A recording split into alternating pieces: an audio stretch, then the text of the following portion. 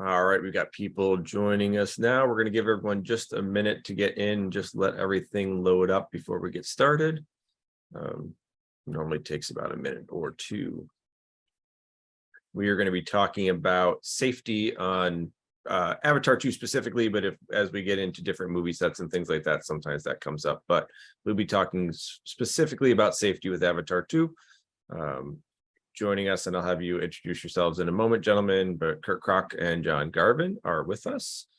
And I think we can probably go ahead and get started and have you guys kind of introduce yourselves and go from there. Kirk, you're a familiar face. Why don't you go ahead and go first?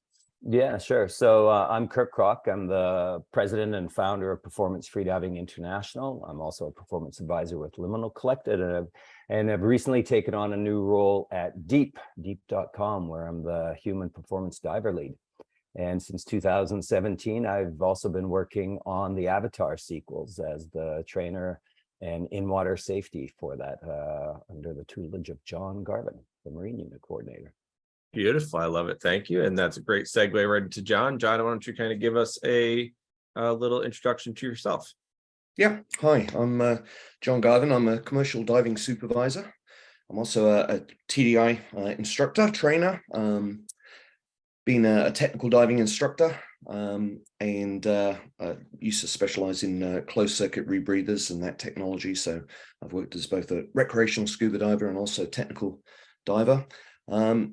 Most recently, in the last few years, I've been brought on board on a number of James Cameron's projects to help advise on the safety side of things. So I was involved in movie Sanctum, which James Cameron executively produced, and then later was part of the team that helped send the submersible Deep Sea Challenge to the bottom of the Marianas Trench.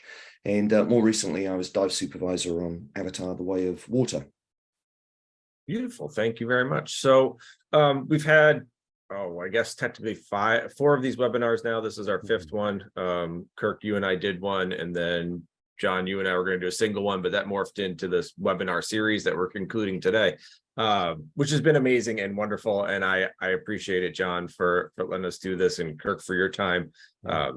It's been super interesting. I geeked out on the last one. So I think Kirk's one, which was excellent, which kicked it all off, made it very aware that there's such a broad range of diving going on a large scale production like Avatar. So it did make sense to, start to introduce some of the other team members and the specific departments that were all part of that. So I think it's been very, very beneficial and very interesting.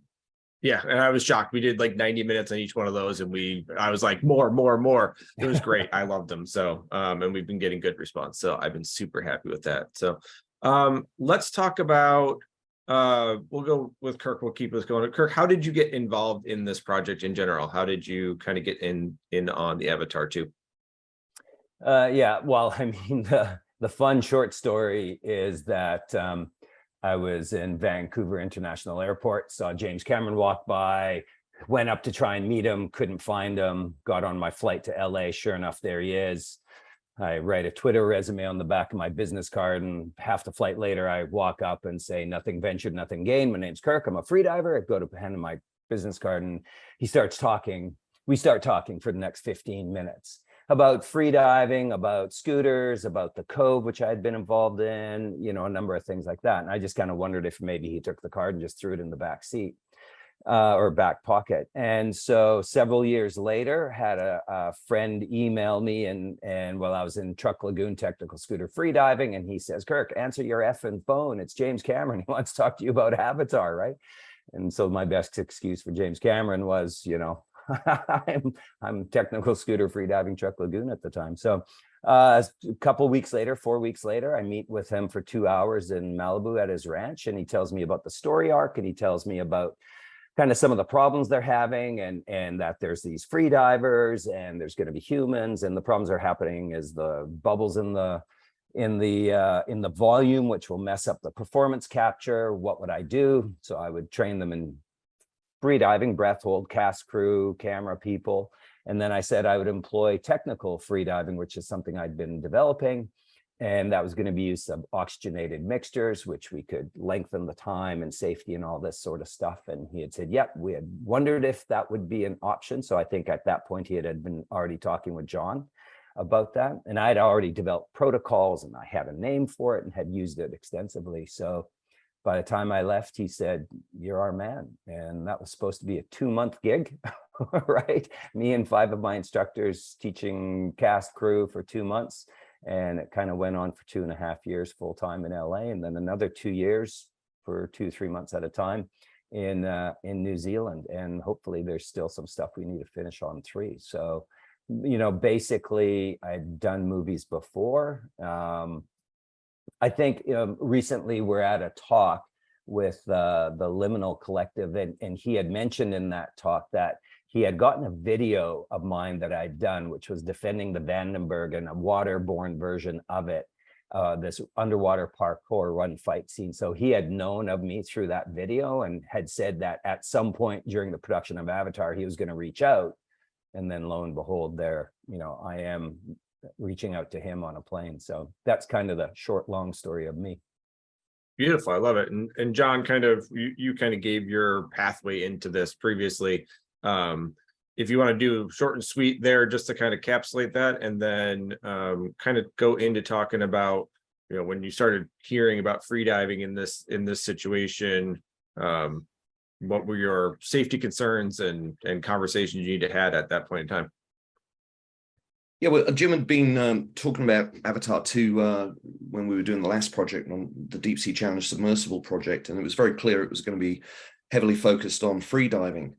And I'd already kind of dipped my toe into the freediving world from a safety diver perspective. I was my company was one of the companies involved with looking after the safety on Tanya Streeter's world record freedive back in 2002, where she dove to 160 meters on a single breath of air off the Turks and Caicos Islands. I had a dive center in the Turks and Caicos Islands at the moment, so our team was basically, you know, a part of that. So that was my baptism by fire into freediving and you know, some of the extreme levels of freediving. And then I later on went to help assist some of the documentaries around some of the AIDA championship events. So I was pretty familiar with freediving and you know, some of the elements of that, and that became a conversation point between you know, myself and Jim early on.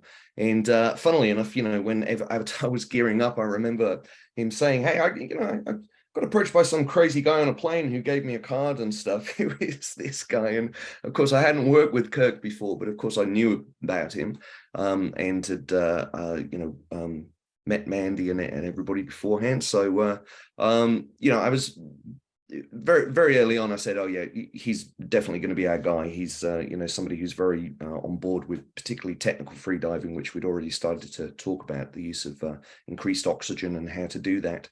And yeah, so Kirk got brought on board officially, and you know, we hit it off. I mean, Kirk and I think both of us have talked about one of the key things in this whole project is, you know, you don't often have a choice with who you work with in these film projects, and having a good relationship with somebody who you spend an awful lot of time with on set and in the water is extremely important. And right from our very first meeting, our approach to safety was right on a par. You know, I knew that I had, you know, there wouldn't be any issues moving on. And I think in the whole 4 years that we worked together, you know, we would have disagreements sometimes and sometimes see things a little different way. But I think it was a great blessing that Kirk and I, you know, got on so well and agreed on so many points when it came to safety on that.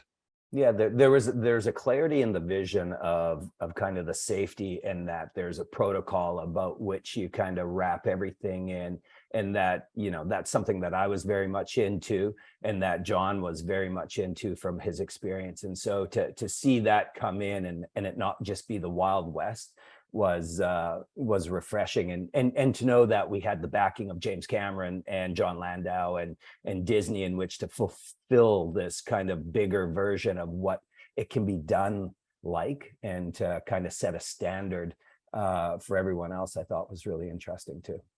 I think that was the key as well, that you know, safety on a big complex shoot like Avatar, it's not one or two individuals you know, speaking up.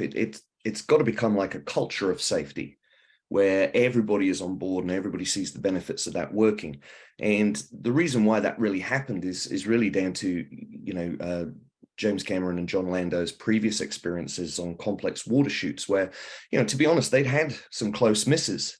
And they've seen how easy it is for things to go very badly, very quickly. I think, James Cameron tells stories about him running out of air on the Abyss, the filming of the Abyss, and not having a safety diver close by. So he'd been really on the coalface of what can go wrong. So right from the offset, when we realized that we would be working, not just doing extreme free dives and very complex, scuba diving, building of sets and all the rest of this, and using full face masks. As soon as we knew the complexity of it, they were really on board and said, right, how can we build protocols into this so that, ultimately everybody's kept safe, particularly since as well, we were training with kids, so Trinity was, who plays Tuck, she was 7 years old when we first got her in the tank, for doing free diver training. So there's a very wide range of abilities and comfort levels in the water as well. So we were very blessed to have the support right from the top, and this culture of safety was kind of filtered down from there. That's really critical. It's all got to kind of come down from the top. If the director and the producers understand the dangers and embrace it, then it makes your job much easier. And I think to put a frame into the environment itself, like John was saying, besides Trinity 7 to, some people close to 70 at the time, in shape, out of shape, really water adapt people, and some people with phobias of it, and in breath hold, where hypoxia could start to become an issue, and high metabolic rates and all this sort of thing, that in fact, the environment we worked in, we could create waves, we could create currents. We had deep ends, we had shallow ends, we had 3 platforms that could raise and lower, and we could potentially have overhead environments. We had a surface of the layer of the water, which was full of these white balls the size of your thumbnail, where from the surface you couldn't see in, and underneath you couldn't see what was above. And this thing was coincidentally exactly the size of your trachea, these balls. So there was this really complex, high-risk environment that could be managed if you had the right protocols, the right people, and the right buy-in from everyone to realize that, let's not be cowboy about this. We're doing really cool things at the extreme edge and in a, really complex, dynamic, moving environment. Current with these balls that you can't see, and moving creatures in the water. So, how John built up all of the protocols by which we would fall under to manage that was really quite incredible, right? Yeah, I mean, you got to respect that, right? You have to respect that entire environment. I mean, don't go eating the balls like Chris Dennison tried to do, right? So, right. Did he talked about that? He talked about it, yeah. Okay. Let's not talk about the balls. I love it.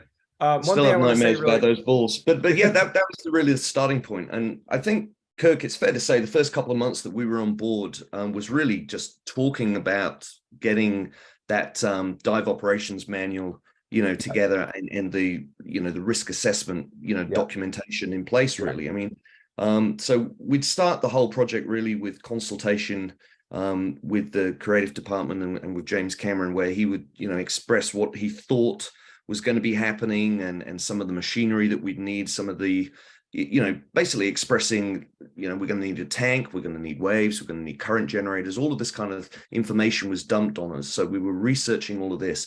But what we were really doing is sitting down and just talking through and using our imaginations to come up with the 150 different ways that this tank and this environment would try to hurt us, maim us, kill us. And then most importantly, come up with ways in which we would reduce the risk from that happening and managing it. And by the end of the first 2-3 months, Kirk and I come up with the, dive operations manual, which basically outlined most of the risks involved. But of course, that wasn't set in stone. That changed and that evolved, because we shot in 5 tanks over the 4 years.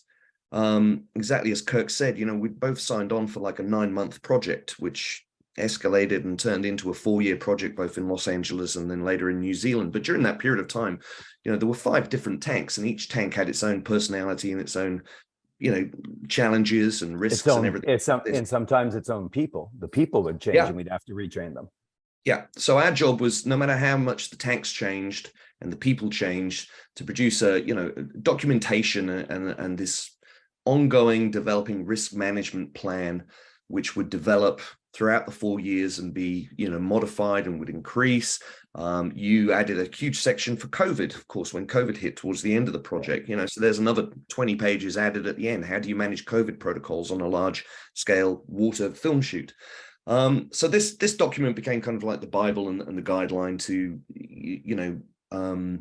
for everybody to refer to, and all the divers were able to read that, and that was part of the briefings and was built in. But again, it's all down to this culture of safety, really. People who came on board on Avatar and were coming in from all the different departments were aware that they were walking into this culture of safety which had already been established in place.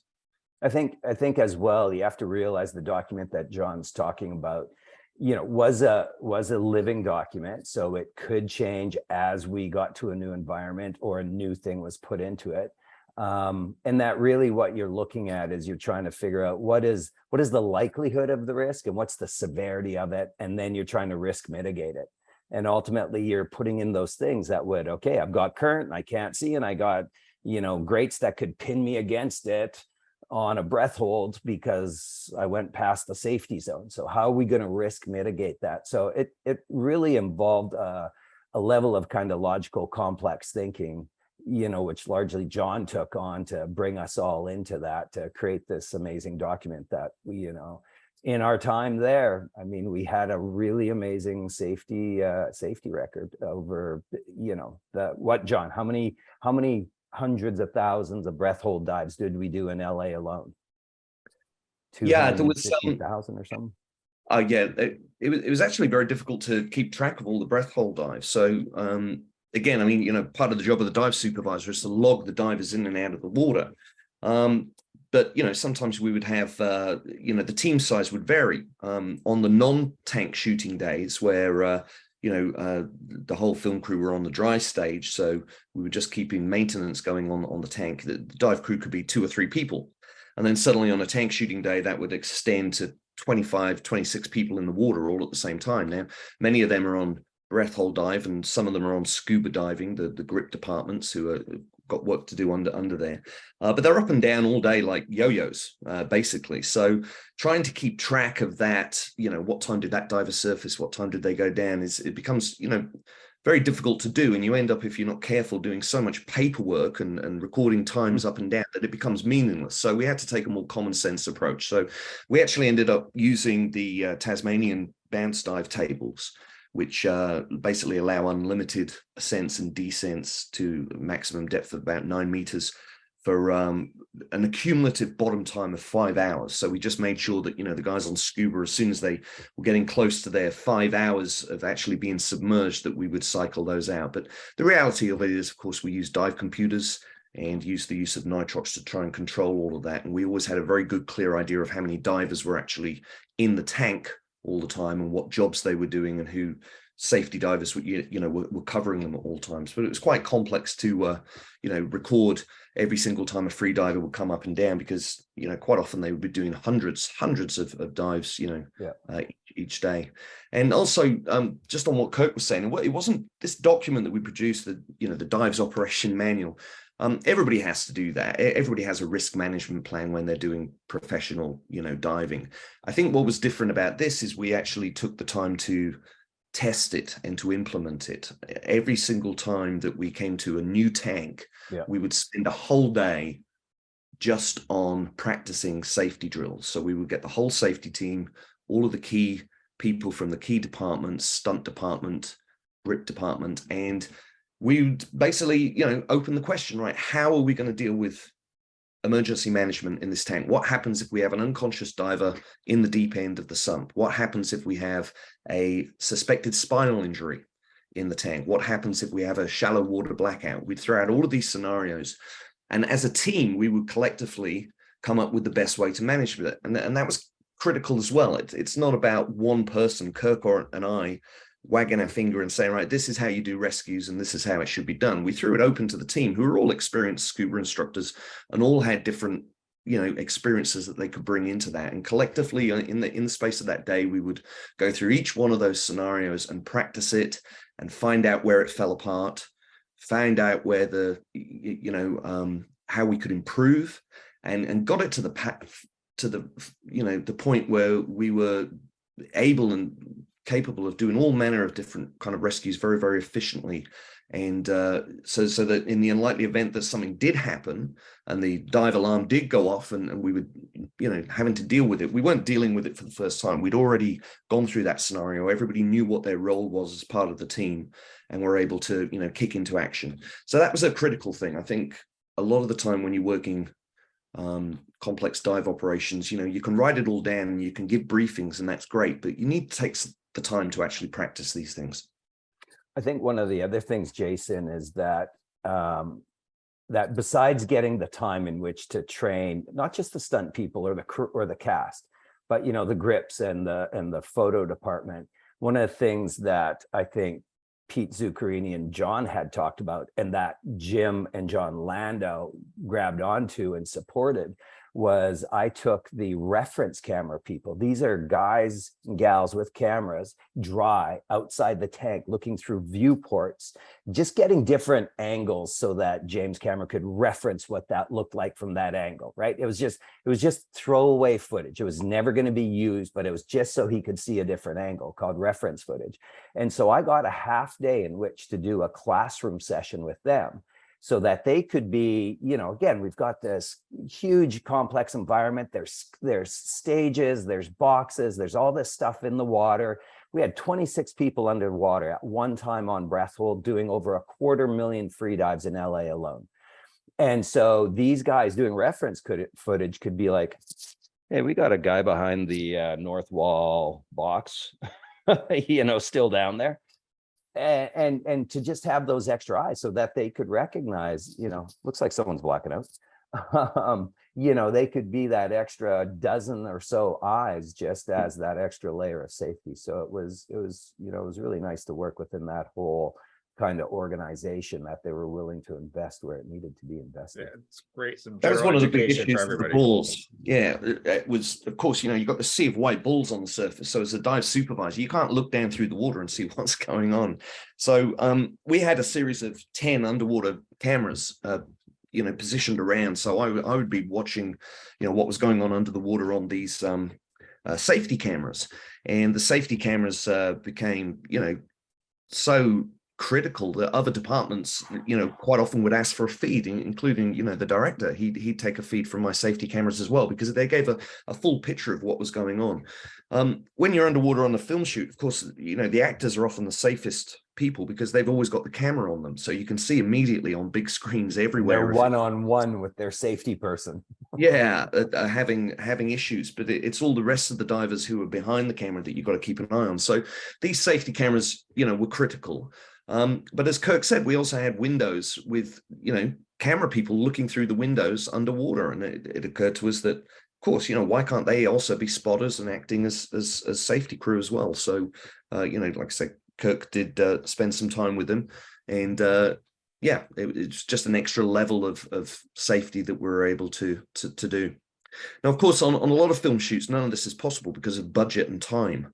So in many ways, we were very, blessed again to have the budget and the time to be able to, put these protocols in place. But I still maintain that you could, even on, indie low budget film sets and everything else like that, you can still find some time to, think about doing some of these things and making sure that they are in place.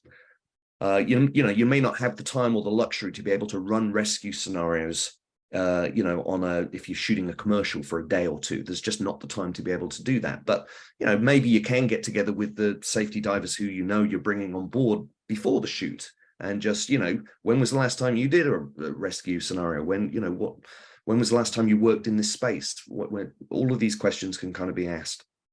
Yeah, that's excellent. That's the general, we should be doing that a lot with a lot of different things, right? That's with all of our training and refreshing on those safety protocols, because you hear it with CPR people like, why do I need to renew that? Because you need to refresh that. Like, Yeah. you need to be on top of your game when that happens. There's Yeah, not a time to. the I human guarantee, no factor. matter how experienced you are a diver, no matter how qualified you are a diver, if you do these rescue scenarios, you will always learn something new from other people. You will always find there are huge flaws in your perfect plan that you wrote down that fall apart quite easily. So yeah, they were very important, but also for other reasons. They're a great team building exercise as well. If you've worked with a dozen divers in your safety team and gone through, you've each had a time to pull an unconscious diver off the bottom and then surface them and then start CPR process. If you've, put them onto a backboard and lifted them out with a suspected spinal injury, if you've worked together as a team like that, it's a great team building exercise. You get to know everybody's personalities really well, and who naturally takes natural roles within the rescue and all of that side of things. And it was also critical on Avatar as well, because our job as safety divers was really transportation. You've got to remember that the far more experienced people in CPR and advanced resuscitation are the set medics who are on every film set, and we were blessed to have great teams both in New Zealand and Los Angeles. And they're the ones who handle the casualty once we've recovered them. So there was a very formal kind of handoff process where if an emergency happened, Kirk in the water would be responsible for getting the person to the side of the tank and doing the egress, and then formally we would then hand over to the more experienced medics there, and we would take on a secondary role of supporting them, how to get the wetsuit off, how to attach defib if we needed to. So part of these scenarios that we were practicing, of course, we had to involve the set medics. They were also there. They also had their way of doing things and bringing things in. And I think at one point we also had, I always encouraged the local ambulance crews to come to the set because we didn't want them to be seeing this for the first time in an emergency. So we had a formal, walk around orientation session where they could come in and look at access, where the ambulance would be, how they would get up to the top deck, how they would move it down. And they were super grateful. I think it was one of the first times they'd been called and been invited to kind of do that. But that's part of. Plus, they got to see the set of Avatar. yeah. I think they didn't take much encouragement and stuff.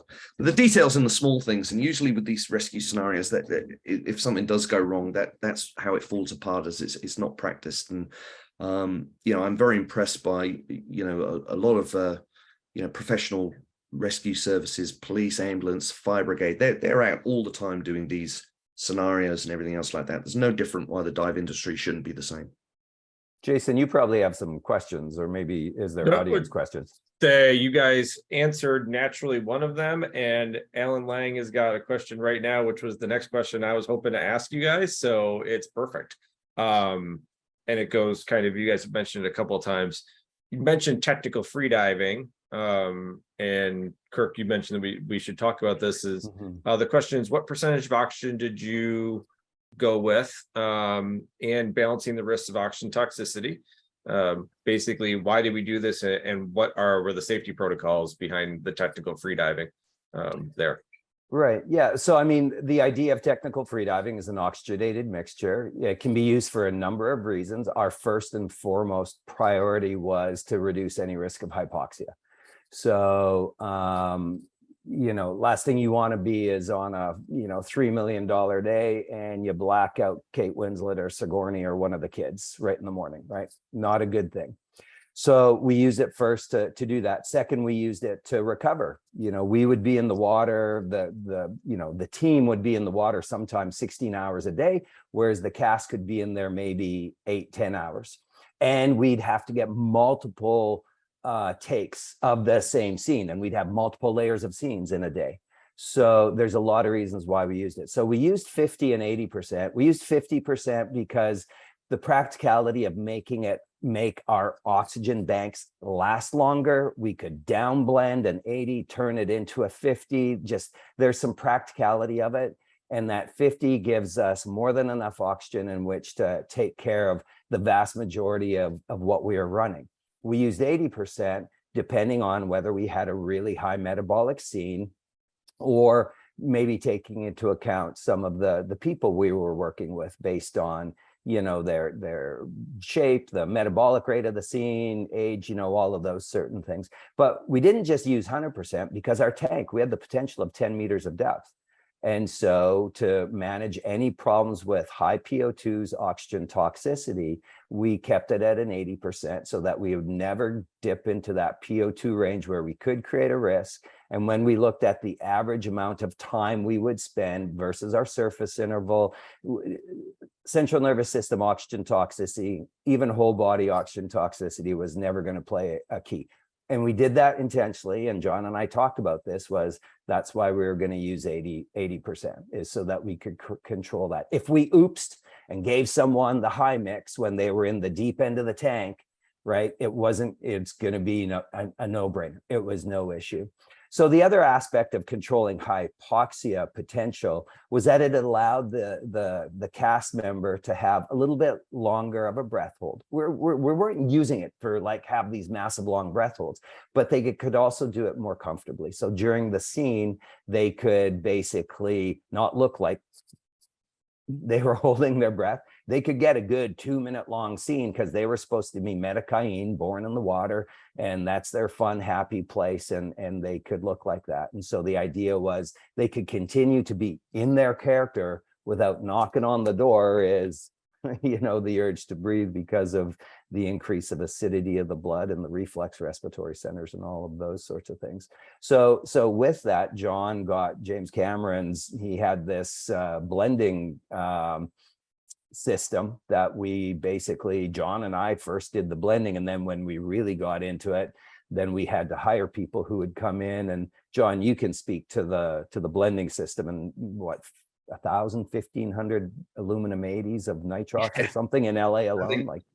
I think we were using most of LA's oxygen supply at one point, and right. the guys from Pacific Wilderness and Dive and Surf, you know, they very kindly came in and helped us with some of the protocols of blending, all of that. But it's fair to say there's still a certain amount of misinformation on nitrox and oxygen still kicking around the industry. I mean, oxygen in California is, you know, treated as a drug. So obviously, as soon as Kirk and I, you know, turned up and say, oh yeah, we're going to be using high oxygen mixes and we're going to be putting the kids on nitrox and all of the rest of it, you know, there was a natural kind of, what's going on? So very early on, we decided to, you know, just calm everybody down and present the facts. So we actually approached some of the world's top, you know, diving physicians who have been doing a lot of research, you know, in this area. So it wasn't just Kirk and I coming in and saying, look, this is perfectly safe to use, you know, technical nitrox. We approached, for example, Professor Neil Pollock, who incredible individual who's dedicated his life to looking at the physiology of using high oxygen, you know, in you know, certain environments. You know, he's the chap who you know, does studies for the Navy SEALs who want to be shot out of torpedo tubes at 6 meters depth on pure oxygen and keep swimming while the bad guys are shooting at them. So he'd done an awful lot of research, you know, in chambers, putting people on high oxygen mixes, and there's a lot of data out there which support the fact that oxygen, you know, when used shallow within reasonable bounds and everything, can actually increase the safety. And overuse of oxygen, of course, you know, can also do exactly the opposite. So we were able to provide some data for that. We also consulted with Professor Simon Mitchell in New Zealand on the, you know, some of the, you know, decompression side of things and everything else like that. So we were able to present, you know, papers and good data to kind of support the use of it. And that helped, you know, bring everybody on board that ultimately technical nitrox was going to be the way to go. But I think the key critical thing was in the very early days, before we had started using nitrox, you know, we had it wasn't a full blackout, but it was definitely a loss of motor control during one of the audition processes in the tank. And luckily we trained and everybody, you know, knew what to do in that scenario. And as any freediver will tell you, they're quite common. You know, sambas are horrific for everybody else to see. They look like the worst thing in the world. You know, these freedivers come up and they're shuddering and jerking all over the place. It's quite dramatic to see, but freedivers are used to that and they manage that on a basis. But without doubt, when this particular incident happened, this loss of motor control, it happened to happen at a time when, there's quite a few people on the dive deck who'd seen this for the first time. And it was very easy after then to kind of say, look, this is why we want to use nitrox. We want to avoid this happening all the time. If we try and do Avatar on just air breathing, this is going to be a regular daily basis, and we're going to lose shooting time. So, that's how we were able to get nitrox embraced. It was a combination of, here are the facts, here's what's going on around the world in studies, they back up what we're doing, and this is what's going to happen if we don't do it.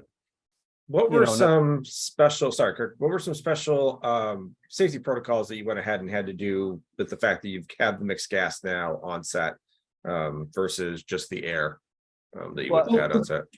Yeah, there was, sorry, Kurt, you go ahead if you want. I was just going to say, like, from the in-water use of it, it was me training either the cast, the crew, stunts, whoever was going to be using it, that here's the protocols by which we're going to use it. Here's the protocols by which we're going to dive and interact with the surface on how we're going to time our dives and all of that sort of stuff. And then, like I said before, and then to design the mixtures around the average workday to know that we didn't have to think of it. It wasn't something we had to track because we'd be getting close to an edge. It was 50 and it was 80%, very strategic, so that we could just do the day and not have to worry about having to track CNS or any of those issues. And then there's the blending hazards and then oxygen service, which John can speak to, and just how we did that. They were very clearly labeled, all the tanks. So there was a protocol, same as you'd see in any dive store. So the nitrox tanks came up. They had their own storage area on the deck. They were then transported down into the water where they would sit. 2 tanks would sit on a gannet float, these floating floats that freedivers would use. TDI stickers all over them. Good bit of product placement there. and Dive Right were fantastic in providing us with all the oxygen regulators. So again, very highly colored green regulators. If ever a green regulator was in somebody's mouth, we knew that they were on oxygen. And whenever a black regulator was in the mouth, they knew that that particular hooker line was air. So we'd have the floating rafts of nitrox, and they would be on long hooker lines, 10-meter long, low pressure hoses, so that the gas could be easily accessed by all the divers, both above and below the surface, because sometimes you would have to do the breathe ups actually underwater, which again is, you're always taught, well, never breathe scuba underwater and then hold your breath. Well, we were doing that, but again, we put safety protocols into place so that everybody who was doing that was very, very aware of what the risks were, and that was able to be mitigated. So we were very lucky to have the support of a lot of the great dive companies who came on board to kind of help us do all of this. We didn't work in a bubble. And just the grip divers who might go put a tank on and be down there half an hour, couple hours working, they just used air tanks. So we had air 50, 80%, but if you were on scuba under there, you were on an air tank. You didn't have a nitrox label on your tank. That way you couldn't accidentally throw an 80% on, go down to the bottom of the deep part of the tank and have a toxicity issue because you've been down there for an hour and a half. And Kirk, you kind of hinted at it earlier, and we didn't get to develop the idea, but this all goes in that human factors idea of, the reason the simplification happens is because mistakes can happen, and just saying, hey, just do better is not going to work. It has to be foolproof. Right. Yeah, absolutely. And human factors are a big portion. I mean, we are humans, right?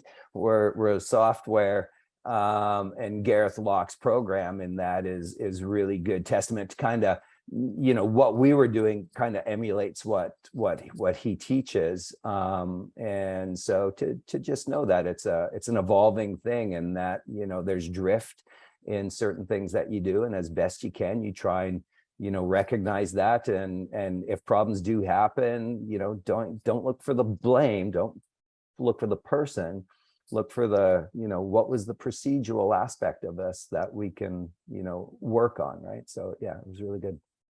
We were very blessed to have the depth of the tanks was a key critical safety factor. I mean, had we been working in an open ocean with technical nitrox where depth could have been accessed, then the A whole lot more complex. Yeah. very, very different. So I just want to stress this, we were only able to successfully really pull this off because the deepest depth they could ever reach in these tanks was 6 meters or occasionally 10 meters. Yeah. And could we do deeper? Yeah, absolutely. Just different layers of admin protocols and supervision for it, right? Right. And everything's planned based off what you guys said. Every single thing is planned and structured and all of that. And learned, and everyone's taught it and practiced and rehearsed, and yeah, exactly.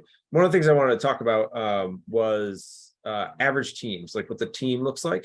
And John, you had sent me this, you sent me some information on this. And when we talk about the average team, next time you guys talk about grip divers, identify what a grip diver is, because I don't think everybody on the webinar knows what a grip diver is. So, John, what do you want to talk about? Yeah. Well, the definition of a grip diver actually changes from country to country. So, for example, in the States, a grip diver, I mean, grips are traditionally, the guys who build the structures which hold camera and lighting systems and allow them to move on a dry set. So a wet grip is usually a very experienced dry grip who has a basic scuba certification and is able to also, take those skills and everything, underwater. No different from a lot of other commercial diving practices. If you've got, commercial divers working on an oil rig, you don't necessarily want to find the best diver. You want to find the best welder and then teach them how to dive. So it's exactly the same. It makes no sense having the best divers in the world under the water building sets. You want to find the best grips, dry grips, and then train them to dive so that they can go down and do that. So in the States, grip divers are not just responsible for building the camera and the lighting movement systems. They're also responsible for building the sets underwater. So they will be doing, set construction and are exposed to, a whole different level of risk that the other divers don't. They've typically got, they're the ones who are working in confined environments. They're the ones who are working in overhead environments. They're the ones who have the biggest risk of pinch points, crush hazards, entanglement. They're working with tools, both electric tools and pneumatic tools underneath there. So, it's a very gnarly job where lots of things can go wrong. So a grip diver in the States is kind of like the Swiss Army knife of all things on a film set underwater. Now, in other countries, the set construction is more traditionally done by commercial divers who have that commercial diver training ticket, and they're the ones who are responsible for lifting these big sets and lighting rigs in and out of the water. And then, the grip team will then go in and be more dealing with the lights and the camera movement systems under there. So the definition does change and blur. But it's basically, the underwater tradies who, are extremely proficient in building things very quickly. And, if you see the dry grips work on a dry soundstage, it is absolutely incredible the speed at which they can put up these incredible structures and then pull them down. They're, extremely talented and very experienced individuals. So to be able to see them do that underwater is incredible. But of course, there's got to be a different approach. You can't do things at the same speed underwater. So, part of that is managing the risk of that. And how do we do these, big complex builds safely underwater? And because of that, quite often we would, sometimes give the grip department their own separate comm system in water so that they can have mini conversations with themselves away from the bigger comms and the rest of the tank, so they could figure out, little complex things and have sidebar conversations away from the rest of the group if necessary. That's great. I'm going to go ahead and share that team image that you had sent me, John. And I'd like you to kind of run us through that really quick. So, well, I shared this because, quite often I get asked, well, what's the job of the diving supervisor? The dive supervisor is really just in charge of coordinating about a dozen separate other teams who work on the film set. So, obviously, most films nowhere near as big as this with a, 20 to 25 person dive team. But on Avatar, this was a snapshot of what was going on. I was basically in charge of helping coordinate about a dozen separate teams. The larger teams, consisting of 5 or 6 divers, were the stunt divers, the grip divers and commercial divers, the lighting divers, and the safety divers. These were the teams that were in the water for, I think, most of the time. So there needed to be large teams because there was a high circulation of divers in there in order to manage fatigue. And then you had some smaller groups of divers consisting of 2 or 3 divers, and that's the camera department. So that, you know, the DOP usually would have in-water camera assistant and somebody to wrangle umbilicals. But they tended to be smaller dive teams, and the camera department was also in the water, you know, pretty much all the time. Special effects divers, so these were the divers who would go in. They were responsible for building some of the complex machinery, like the wave machines, like the current generators. So it made sense that they were the ones doing the maintenance and setup and troubleshooting on any of those devices. You've got the actors, of course. Let's not forget the actors. They were in the water. Typically, we try and keep the actors to 2 or 3 at a time. There were times when many more were in the water from there, but as much as possible, we try to, you know, try and keep 2 or 3 actors in the water at any given time. And then you've got surface support as well. There's a team of people who, of course, none of this can happen unless you've got a great team of people who are filling tanks and bringing them up and, you know, doing a whole host of, you know, important tasks, dry, you know, putting equipment in and out of the water, making sure that the divers are looked after and kept comfortable. And then occasionally you'd have 1 or 2 divers who would just go in for specific tasks. Occasionally somebody would need to go into, you know, do some set dressing. Somebody would need to go into the water and adjust some costume, usually on the surface. Digital technology. We talked to Greg Allen on the last couple of webinars ago, who was responsible for calibrating all the underwater performance capture technology. Stills camera. That's like the behind the making of scenes. So you'd have somebody in there with a camera shooting the making of documentary. So they would be in the water. Maintenance divers. We would typically vacuum the tank every single morning. All the sediment comes down overnight and lays on the bottom. So you've got to get that vacuumed out first thing in the morning before anybody gets in the tank in order to improve your chances of good visibility. So again, we were lucky to work with Pacific Wilderness and Dive and Surf in LA. They would bring a team of divers in at 4 o'clock in the morning, and they would, you know, vacuum all the tank up for us. But that was a separate, you know, entity which would come into the tank. That was also John and I for the first 6 months. It was, yeah. Actually, that was actually a good time. For the first 6 months when we didn't have the big cruise, Kirk and I would get in the tank every morning for about an hour. We'd put some Tom Petty through the underwater speaker system, and yeah, it was actually quite a nice, relaxing 1 hour where you know, we could just focus on the vacuuming and listen to the vibes and everything before the day went and got crazy. In fact, it was such a zen atmosphere. I think at one point we had a couple of the actors. I think Jack Champion was trying to get in on the act and come and vacuum in the morning because he wanted to get his hours up on the scuba diving, and it looked pretty fun. People would come by in the morning and look through the windows, and there's Kirk and I vacuuming in the morning with Tom Petty through the speakers. So that's great. That's the work that lets you get away from the work at the same time, right? So that's excellent. So all of these departments have all got their own, you know, particular agendas and their own techniques, their own way of doing everything. And of course, you know, everybody's important and everybody's got their priorities. So part of the job is just, you know, working with the AD department to make sure that everybody can achieve their job in the most efficient way, you know, so that people aren't treading on each other's toes, and so it's done more efficiently. There's a huge desire to get in the tank. It's such a exciting, adrenaline pumping environment, you know, when you've got 26 people all in the tank and everybody's, you know, filming, you know, everybody wants to get in on the action, but part of your job is actually policing that, and, you know, trying to minimize the amount of people in the water. The more people in the water, the more visibility suffers, the more micro bubbles you get, it just gets complicated. So, you know, a fair part of the job of dive supervisor is saying, you know, do you really need to be in the water right now? No, you don't. You know, you're kind of coming out. So you end up, being the pool guard to a certain extent. We used to run into that when I worked in the hospital, as sad as it is when they're running a code. You're like, do you really need to be in here? Because it's just causing confusion and causing safety issues. So who needs to be in here stays in here.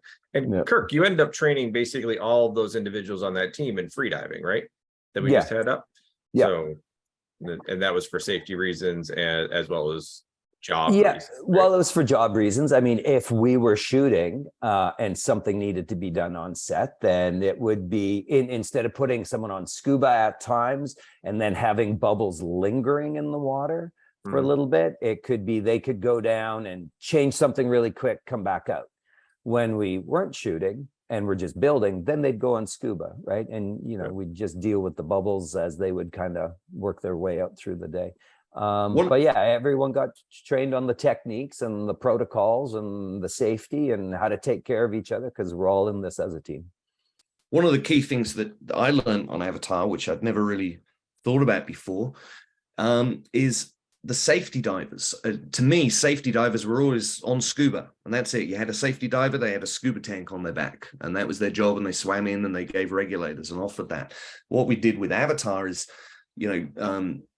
Kirk embraced the idea of, sometimes free divers are the best safety divers.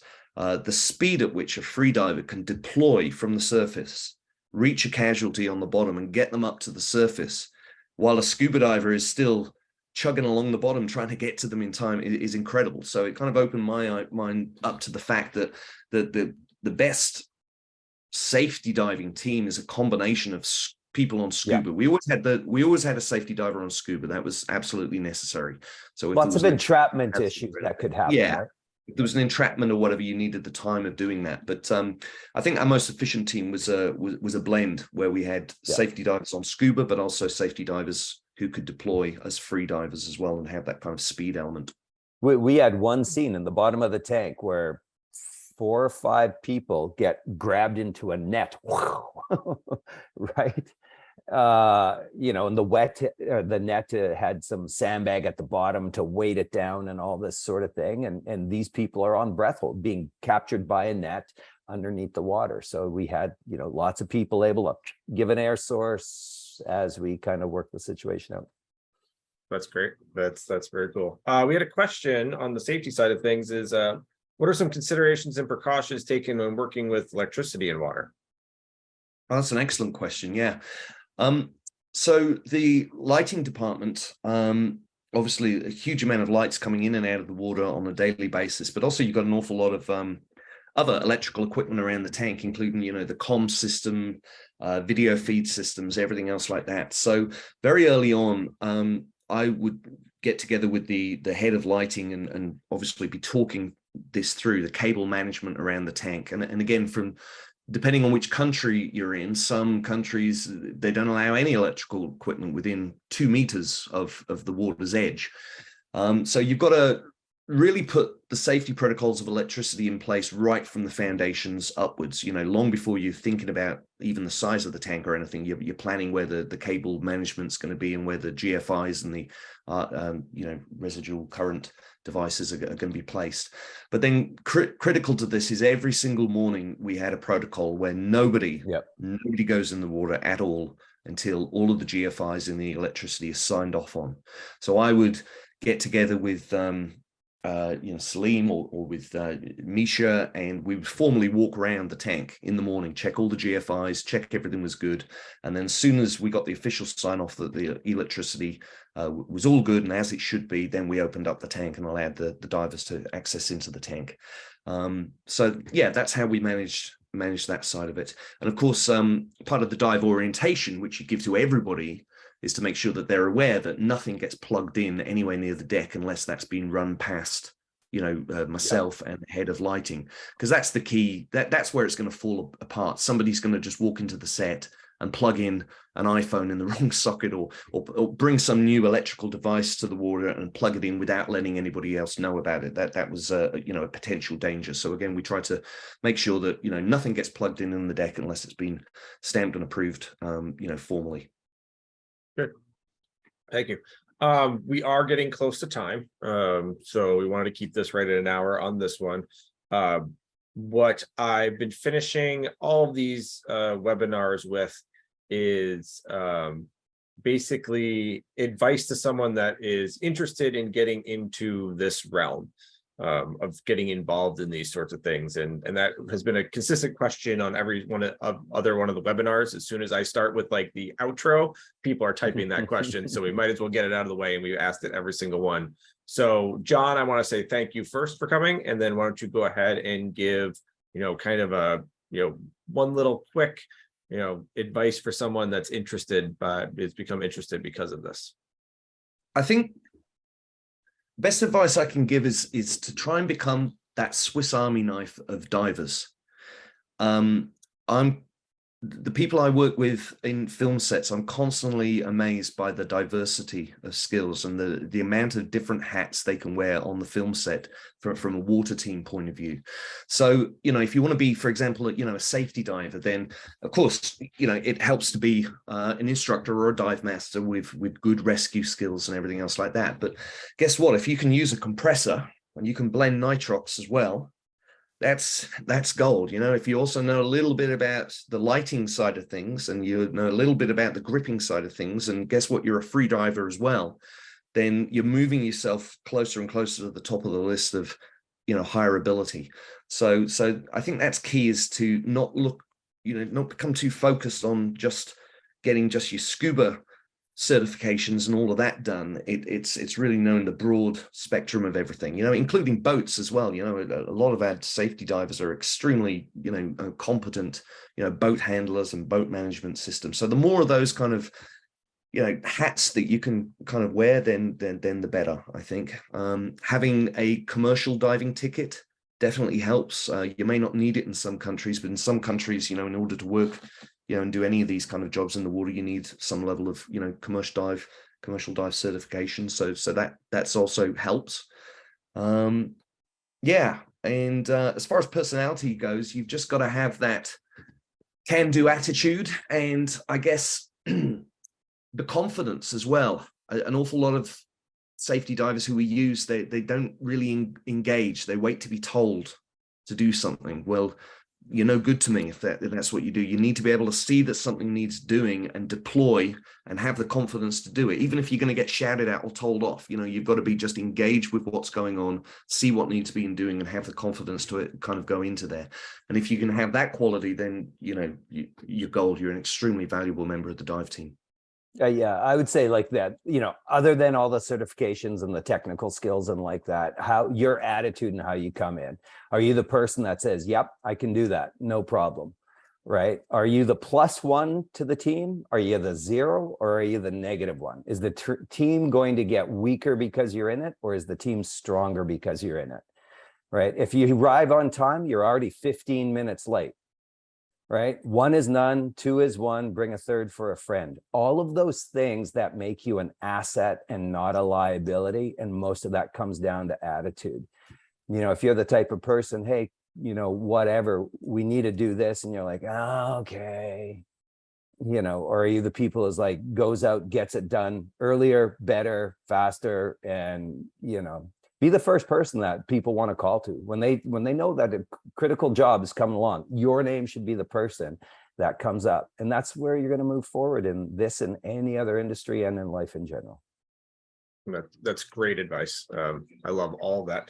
We talked to some of the other ones about how you just kind of same general attitude of just, it's kind of passive. When you start to become the person that's relied upon in those general positions, they start going, oh, that's the person, Kirk, you kind of mentioned earlier, like, oh, you're the person they call back when the next cool project comes along. Yeah. Because you're a +1. You make the team better, right? Yeah. And it's that passive +1 too. Like if you're not even being asked to do it and you're the +1 just on a natural day-to-day, they go, yeah, that's the person. For sure. And that's the hard thing that, from the other ones that we heard. But having a good sense of humor is also, I think, important. Those long days, oh yeah, where everybody's just gripey with one another, and it's just, you just want to get out of the water. Just being the one who's knows when it's appropriate to wag the finger, but also knows when it's appropriate to start a bullfight or a spontaneous bull flight, or drop a joke, or just lighten the mood. That's key as well. You have to imagine, Jason, there was times where we went 2 weeks straight,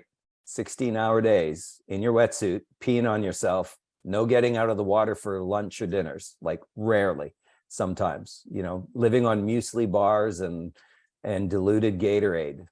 The only time you got out of the water was to go to the bathroom, and not a number 1, if you know what I mean. Yep, I got you.